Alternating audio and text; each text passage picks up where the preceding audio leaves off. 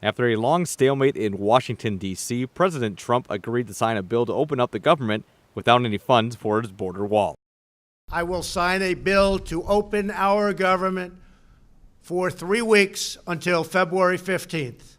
Trump also states that all the employees will get their back pay that they lost when the government was shut down. I will make sure that all employees receive their back pay very quickly or as soon as possible. With this being the longest government shutdown in U.S. history, Professor Cottrell explains the negative effects it has had on the local economy. It really rattled the economic markets. It affected the economy.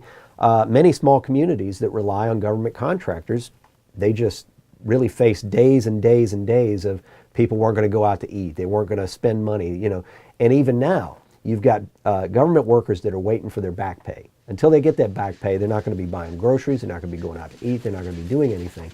That affects the local economy. That really chills, particularly economies that are more dependent on government workers. If there's one thing Cottrell thinks we should learn from the government shutdown, it is how it has impacted many people.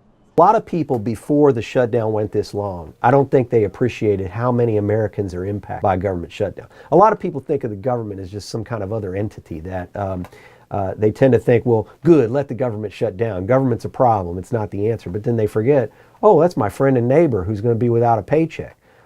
This is going to be, they may, default on some of their debt or something like that.